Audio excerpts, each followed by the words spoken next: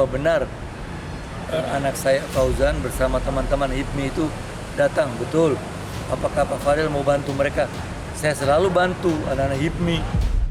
Abang kan dapat jatah proyek juga ya, pengadaan itu ya? Tanya sama penyidik ya. Kemarin kan Agustus Maret juga sudah diperiksa tuh. Iya, tanya sama penyidik ya. Di PTN ini ada nama-nama politisi. Dari mana Anda kenal mereka semua? Tidak ada hubungannya mereka dengan APD ini. Kalau ada hubungan dapat dari mana? Ya saya bisa bilang dari himpunan pengusaha dan alumni sekolah.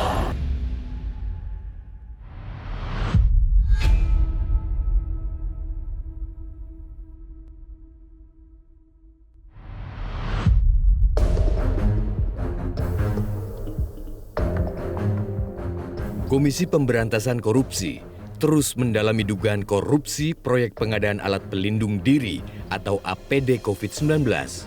Pihak-pihak yang mengetahui dan terlibat terus diperiksa oleh KPK terkait pengadaan 5 juta set APD oleh Kementerian Kesehatan di tahun 2020 dengan nilai proyek 3,03 triliun rupiah.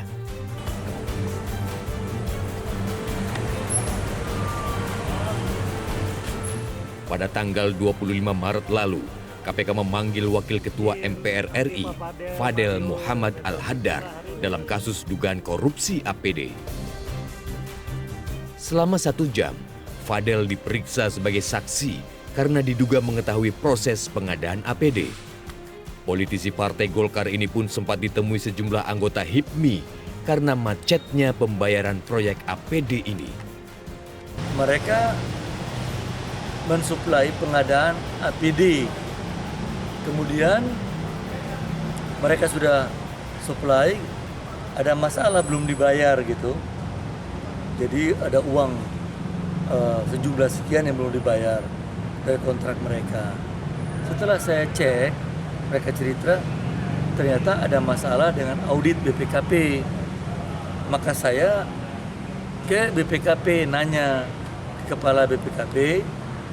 Saya tanya, ternyata kepala BPKP mengatakan bahwa iya itu ada masalah dengan pengadaan itu karena harga dan sebagainya. Pak Fadel jangan bantu mereka. Maka saya kembali ke rumah, 2 hari kemudian saya panggil mereka. Saya jelaskan bahwa ini begini-begini, kepala BPKP mengatakan jangan karena ini ada masalah yang berhubungan dengan markup harga dan sebagainya. Maka saya pun tidak membantu mereka lagi. Nah, saya dipanggil konfirmasi apa benar anak saya Fauzan bersama teman-teman HIPMI itu datang. Betul. Apakah Pak Fadel mau bantu mereka? Saya selalu bantu anak-anak HIPMI.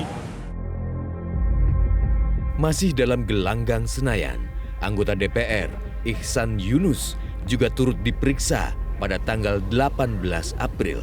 Keduanya memiliki afiliasi pada perusahaan pemenang lelang proyek APD COVID-19. Abang kan dapat jatah proyek juga ya, pengadaan itu ya? Tanya sama penyidik ya. Kemarin kan Agustus Maret juga sudah diperiksa tuh. Iya, tanya sama penyidik ya. KPK sebelumnya telah menetapkan 3 tersangka dalam dugaan korupsi APD ini, antara lain pejabat pembuat komitmen Kemenkes Budi Silvana, Direktur PT Permana Putra Mandiri Ahmad Taufik, dan Direktur PT Energi Kita Indonesia Satrio Wibowo. Pada tanggal 21 Mei, diam-diam KPK memanggil Satrio Wibowo.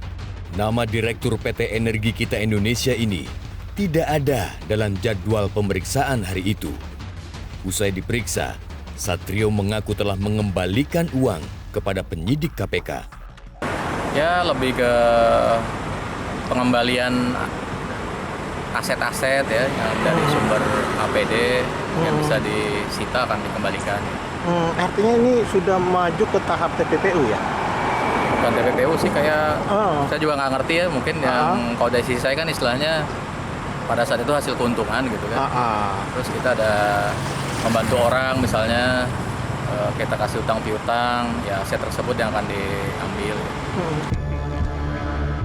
Di awal-awal pandemi, masyarakat yang terpapar virus corona terus bertumbangan.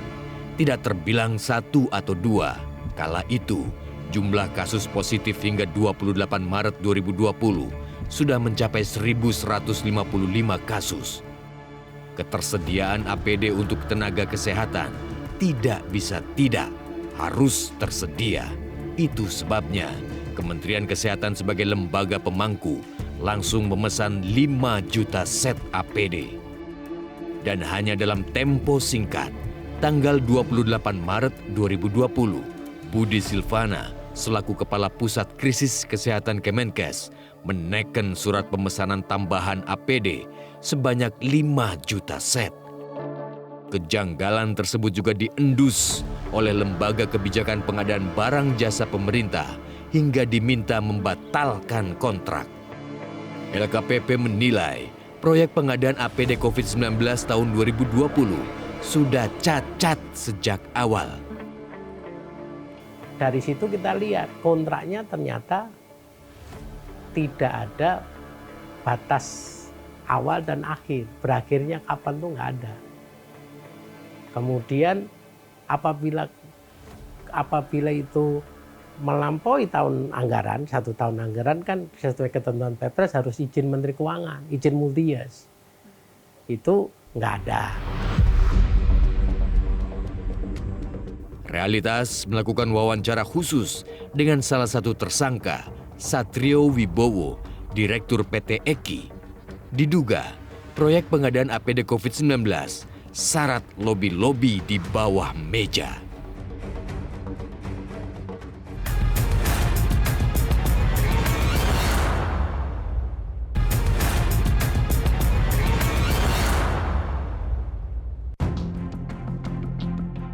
Inilah sosok Satrio Wibowo, Direktur PT Energi Kita Indonesia.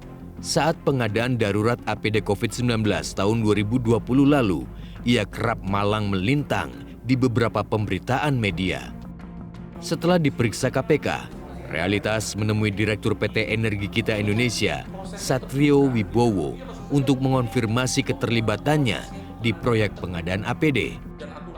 Saat rapat bersama KPK dan BNPB yang diselenggarakan tim gugus tugas, Satrio mengaku saat itu harga yang ia tawarkan dinilai terlalu tinggi oleh Satgas. Namun kondisi COVID-19 yang darurat membuatnya dipanggil kembali sebagai orang yang dinilai memiliki stok barang APD. Jadi seperti ini, proses pengadaan APD ini kan dipimpin oleh gugus tugas, ya, yang dimana diawali dengan pengambilan barang terlebih dahulu, sehingga proses pengadaan di awalnya itu ya memang belum ada. Ada di suatu rapat yang bahkan saya menolak untuk menerima pekerjaan ini seandainya harganya memang misal pada saat itu tidak deal gitu ya, deadlock, saya keluar dari ruangan rapat. Namun kan saya dihubungin kembali ya untuk ya karena kan istilahnya kalau tidak dapat barang yang lain silakan aja, jangan ambil barang dari saya. Dan di saat itu posisinya sangat jelas kalau saya itu ya sebenarnya ya yang memiliki barang tersebut ya. Petinggi PT EKI berkilah, saat pandemi sejumlah barang melonjak drastis. Stok bahan baku yang terbatas jadi alasan harga APD melambung tinggi hingga di angka 2 juta per setnya. Namun realitas mendapat fakta sebaliknya. Berdasarkan data administrasi hukum umum, terpampang jelas kejanggalan demi kejanggalan. Faktanya, nama Satrio baru tercatat di struktur PT EKI sejak 30 Maret 2020 dengan memiliki saham 2.400 lembar senilai 2,4 miliar rupiah. Namun anehnya, Satrio sudah menaikkan surat pemesanan APD dengan Kemenkes tanggal 28 Maret 2020 menjadi tanda tanya besar. Atas dasar apa dia menaikkan surat pemesanan saat itu? Bagaimana PT EKI ini akhirnya digandeng untuk menggarap proyek dari Kemenkes tersebut?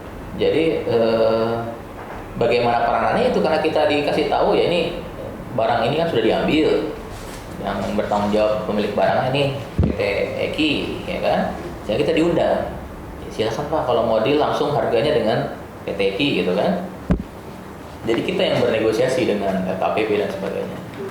Anda kan masuk ke PT EKI, setelah itu ada proyek pengadaan. Ya. Kemudian apakah Anda tahu sebelumnya, udah tahu duluan nih bahwa nanti PT EKI ini bakal ada pengadaan alat APD gitu, proyek APD? Enggak ada. Murni nggak ada. Nah, jadi asal mulanya kita emang benar, kita ingin fokus di pipa tersebut. Namun karena ada kejadian APD ini, akhirnya kita ya fokus di kasus ini aja. Gitu. Apakah Anda punya jejaring di Kemenkes dan BNPB? Jejaring itu pun ya istilahnya dipertemukan dengan adanya kasus APD ini.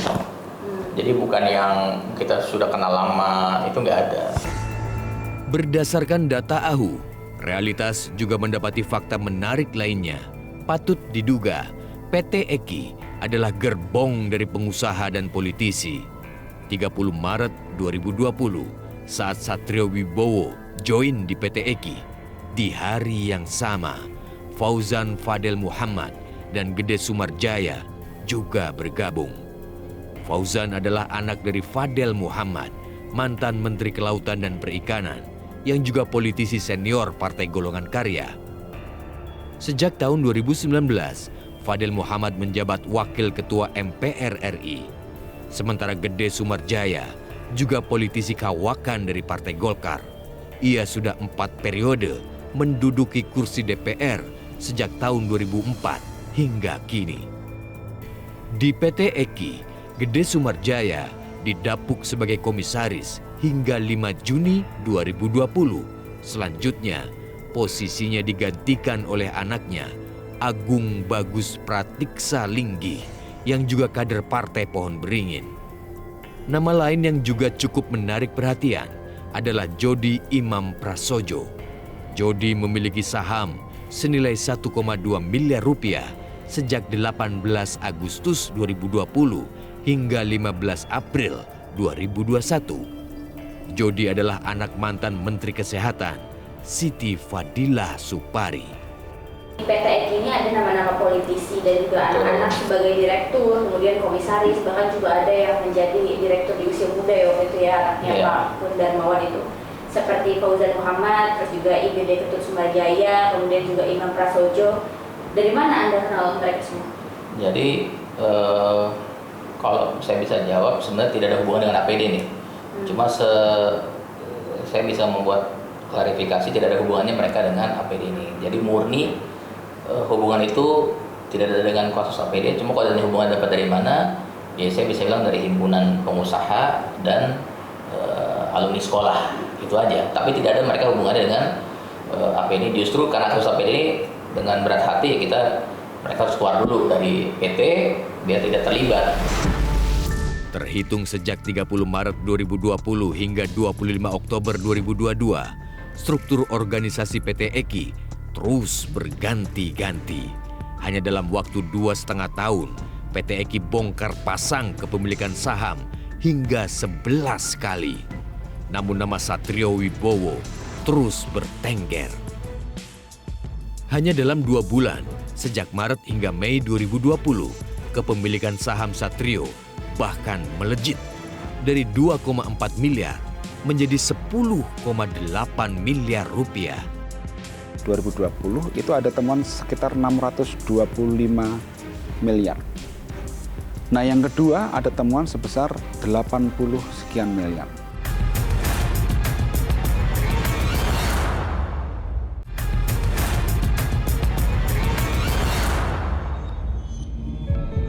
Inilah sosok Fauzan Fadel Muhammad, Satrio Wibowo, Kun Wardana, dan Farizan Fajari Wardana. Mereka adalah jajaran komisaris dan direktur PT Energi Kita Indonesia sejak Juli 2020. Hingga April 2021, Kun Wardana bersama 2 orang anaknya menjabat direktur PT EKI. Namun setelah April 2021, hanya tersisa Kun Wardana. Dan hingga kini, Kun Wardana masih memiliki saham sebesar 1,8 miliar rupiah di PT EKI. 2 kali realitas mendatangi rumah Kun Wardana di Jalan Muhammad Kafi, Jakarta Selatan untuk meminta wawancara terkait peran dan kepemilikan saham di PT EKI, namun tidak berhasil menemuinya. Pemirsa, saat ini saya dan tim Realitas kembali mengunjungi rumah Kunwardana yang salah satu direktur dari PT Energi Kita Indonesia. Di mana bisa dilihat di belakang saya ini merupakan perumahan milik Kunwardana yang dimana di sini dia ditinggali oleh dua anaknya yang sama-sama pernah menjabat sebagai direktur di PT Energi Kita Indonesia. Hingga hari ini tanggal 24 Mei 2024 kami juga masih belum diberikan balasan. Namun setiap kami ke sini istri dari Kunwardana itu selalu menolak suaminya Kunwardana maupun anak-anaknya itu untuk dimintai keterangan. Realitas juga mendatangi anak dari mantan Menteri Kesehatan, Siti Fadila, Jody Imam Prasojo, di kediamannya di kawasan Pejaten, Jakarta Selatan. Namun Jody bak hilang ditelan bumi. Pihak keamanan mengaku Jody telah pindah dan tidak diketahui keberadaannya. 11.12, Igede Sumarjaya, politikus Partai Golkar, juga selalu menghindar saat Realitas meminta untuk wawancara. Dalam percakapan telepon dirinya menyebut tidak terlibat kasus APD COVID.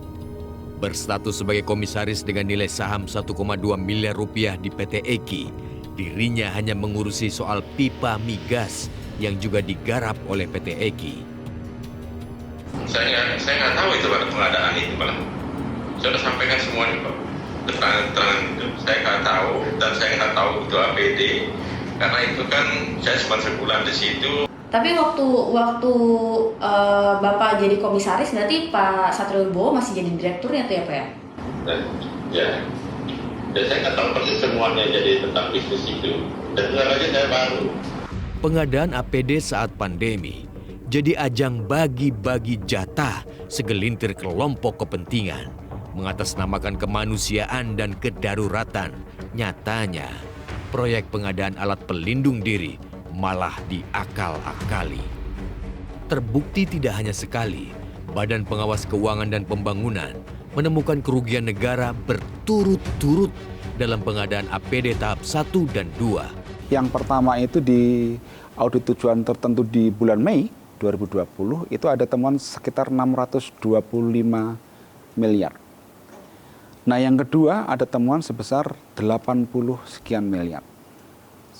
Ya, jadi itu ada beberapa temuan di antara di sana.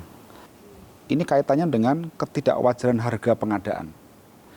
Sedangkan di temuan kedua, untuk ATT yang kedua di bulan Desember 2020, ini ditemukan juga ketidakwajaran harga sebesar 80 miliar 611.392.982. Itu titik komanya. Ya, tentu kita punya parameter dan standar satuan harga yang saya pikir menjadi rujukan teman-teman akuntan, audit, untuk bisa menilai apakah dengan kondisi sedarurat itu, segenting itu, pantas menerapkan angka besaran seperti itu. Sehingga kemudian kenapa BPKP menyatakan ini tidak wajar, akhirnya itulah statement kami waktu itu. Salah satu unsur kemahalan biaya PT PPM disebabkan oleh kontrak kerjasama PT Kalmed Sejahtera Indonesia. Disebut sebagai pemegang izin edar dan merek APD dari PT GA Indonesia, PT Kalmed Sejahtera kecipratan 15 miliar rupiah. Dari penelusuran data, PT PPM dan PT Kalmed sebetulnya masih satu grup. Realitas menemukan kesamaan pemilik saham PT PPM dan PT Kalmed. Direktur utama PT PPM dan PT Kalmed adalah pasangan suami istri. Pasangan ini juga memiliki saham saling bersilangan di dua perusahaan tersebut. Lagi-lagi, PT PPM melakukan praktik rente.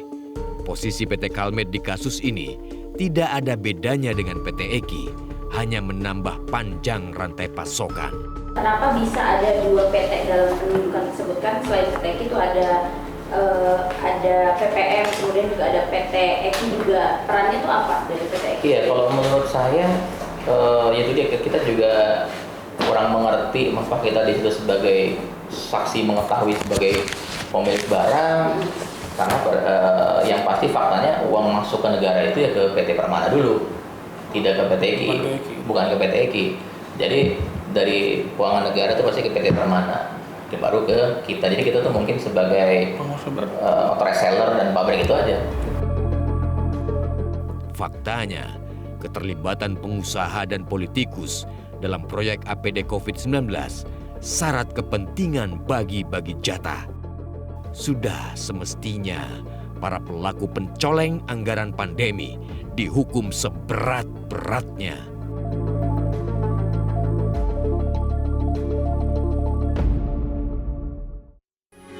Metro TV,